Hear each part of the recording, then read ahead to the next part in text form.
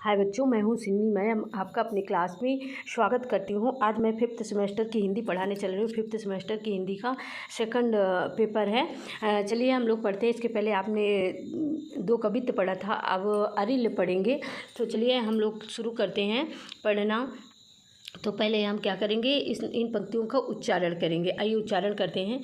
कहा, चारि प्रकार पिस्सी बन वारन, भाद्र मंद मृगजाति साधारण, पुच्छ चंद कवि को नरपति, सुरवाहन किम आई धरती।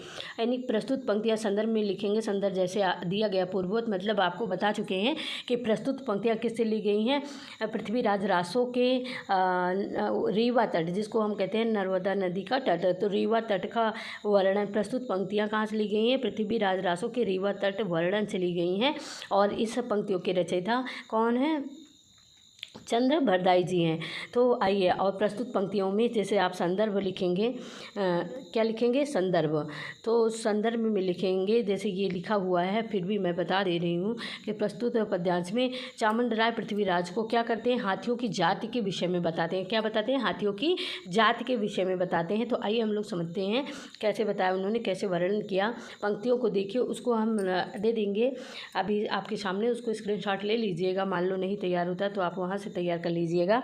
आइए हम लोग आगे बढ़ते हैं। कहा, चारि प्रकार विष वन वारन।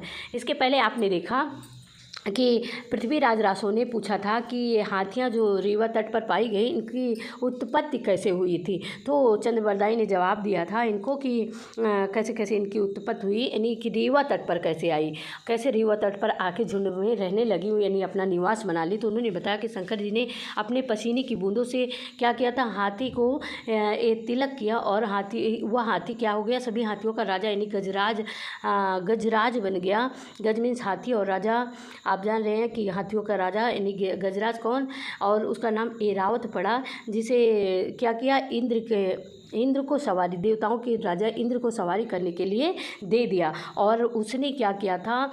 जो ऐरावत था, इंद्र का वाहन, ऐरावत नाम का जो हाथी था, उसने दानवों के झुंड को उठा उठा के ऐसे पटका कि माता पार्वती उस दृश्य को देखकर उनका हृदय आनंदित हो गया, और वो खुश होकर हाथी को उसके साथ खेलने के लिए, रहने के लिए उसकी संगिनी हथिनी दे दिया। और इससे क्या हुआ? संतान की उत्पत्ति हुई, और वो अपने संतान के साथ यहीं पर अपने संतान से बिछड़ कर यहीं पर क्या की? रहने लगी। यानी एक दूसरे की खोज में, कभी संतान माँ को खोजता है, हाथी हथनी को खोता, कभी वो उनको खोते, मतलब इसी से विवश होकर क्या किया? रीवा तट पर रहने लगे, और धीरे धीरे उनकी संतान, उनका परिवार बढ़ता गया। और इस दोहे में आपको बताना है, इस दोहे में जो व्याख्या की गई है उसमें पृथ्वीराज को चंद्र बरदाई हाथियों के प्रकार के विषय में बताते हैं। तो कहा, आइए आगे बढ़ते हैं। कहा कि चारि प्रकार पिस वन वारन, यानी 4 प्रकार की हाथियाँ इस वन में पाई जाती हैं। किस वन में? रीवा तट पर स्थित जो जंगल है, जो वन है, उसमें 4 प्रकार की हाथियाँ पाई जाती हैं। कौन कौन सी? आइए देखते हैं। भद्र, मंद, मृग और साधारण। कौन कौन से? भद्र, मंद, मृग और साधारण, ये 4 प्रकार हुई। 1, 2, 3 और 4। उसके बाद कहा, पूछ चंद्र कवि को नरपतिय, और फिर पूछा चंद्र से पृथ्वीराज ने, नरपति यानी पृथ्वीराज राजा ने क्या किया? चंद्र बरदाई से पूछा, कभी चंद्र बरदाई से पूछा, सुरवाहन किम आई धरती है, और ये किस प्रकार से धरती पर आए। जब वो चंद्र बरदाई ने बताया कि 4 प्रकार की हाथियाँ इस वन में पाई जाती हैं, भद्र, मंद, मृग आदि साधारण, तो फिर प्रश्न आगे करते हैं नरपति कि पुच्छ चंद कवि को नरपति, सुरवाहन किम आई धरती है, यानी सुरवाहन बनकर ये धरती पर कैसे आए। तो ये इसकी व्याख्या रही। आइए हम आगे देखते हैं और पंक्तियों को। तो इसके बाद आपका कवित्व है, चलिए उस पर हम लोग बात करते हैं। पहले पढ़ते हैं। कहा, हेमाचल उपकंठ एक वट वृक्ष उतंग सो जोजन परिमाण साश तस भंजि मतंग बहुरि दुरद मद अंध ढाहि मुनिवर आराम दर्घ तपारी देश श्राप तीनों कृपितामम अंबर बिहार गति मधु नर आरूढ़न संग्रही संभरी नरिंद कवि चंद कही सुर गैंद इस भुज। कहा, अब देखिए इसमें भी संदर्भ पूर्ववत है, यानी पहले जैसा है, यानी जो इसका संदर्भ है कि प्रस्तुत पंक्तियाँ पृथ्वीराज रासों के रीवा तटवर्णन से ली गई हैं और जिसके रचयिता चंद बरदाई जी हैं। और इन पंक्तियों में क्या पूछा गया है कि इन जो चंद बरदाई हैं उन्होंने इन हाथियों के विषय में बताया कि ये कैसे पृथ्वी पर रहने लगी, यानी मानवों के बीच में पृथ्वी पर कैसे रहने लगी, इसके पहले वो कहाँ रहते थे। तो आइए हम लोग वर्णन करते हैं। हेमाचल उपकंठ एक वट वृक्ष उतंग, यानी हिमाचल पर्वत के उप मीन समीप, कंठ में स्थित, उपकंठ में स्थित, हिमाचल पर्वत के समीप में स्थित एक वट वृक्ष, एक बहुत बड़ा वट वृक्ष था और 100 जोजन परिमाणम, यानी 100 जोजन तक वह फैला हुआ था, यानी कोसों में वह फैला हुआ था। शास, और क्या किया, इन हाथियों ने शास, यानी इसकी शाखाओं को, तस मीन्स इन हाथियों में शास, यानी इनकी शाखाओं के भंज मतंग, यानी इनकी शाखाओं को तोड़ फोड़ डाला। बहुरी दरिद मद अंध, और ये भी, और इसके आगे भी किया, और उसी मंद में, यानी अपने मद में अंधे हुए इन हाथियों ने क्या किया, ढाहि मुनिवर आरामम, यानी मुनिवर के आश्रम को, किस मुनिवर को, दर्घ तपा ऋषि के आश्रम को, दर्घ तपा नाम के मुनिवर, यानी मुनि के आश्रम को क्या किया, ढहा दिया, यानी तोड़ दिया।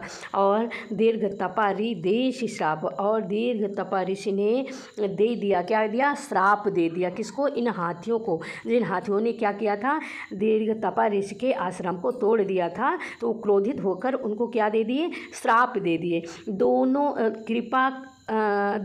देखिए आगे कहा कि दीनों कृपितामम, और क्या किया, श्राप दे दिया। उनके श्राप की कृपा से क्या हुआ, तामम, उनके श्राप की कृपा से उनकी चाल मंद हो गई, क्या हो गई, उनकी चाल मंद हो गई, यानी वो क्रोधित हो गए, देश श्राप, क्रोध में आकर उनको श्राप दे दिया। और ये हाथियाँ कहाँ रहते थे पहले, अंबर विहार गतिम, यानी अंबर में, आकाश में उड़ते थे, वहाँ विहार करते थे, विचरण करते थे।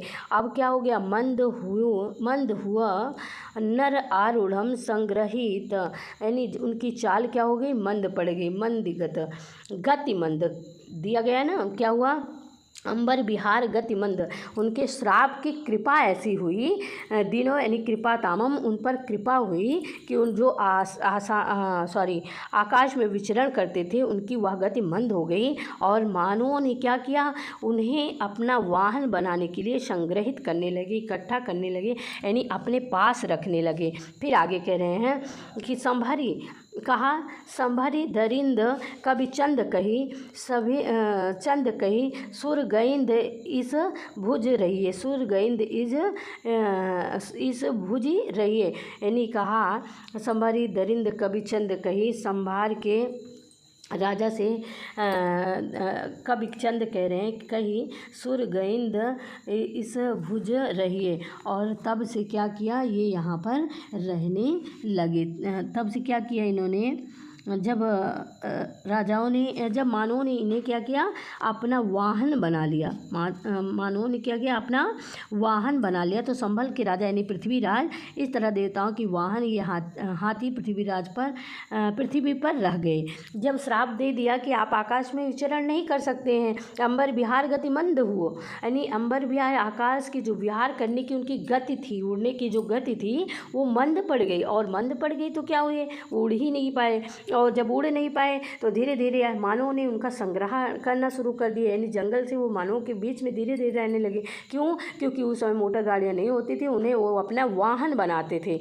आज के युग में नहीं देखी जाती हैं, पहले हाथियाँ दिखती थी, लोग उनको अपना वाहन बनाते थे। संभरी दरिंद कभी चंद कही सुर गैंद इस भूभि रहिए, इस भूभि यानी इस पृथ्वी पर रह गए। कब रह गए? संभरी यानी संभार के पृथ्वीराज कहाँ के राजा थे? संभार के राजा थे। और संभार के राजा ने से पृथ्वीचंद बड़ाई कह रहे हैं कि तब से ये पृथ्वी पर यहाँ पर रहने लगे। तो ये दो यानी आरिल और कवित्त की व्याख्या रही। आगे फिर हम इसी तरह वीडियो के साथ मिलेंगे। धन्यवाद।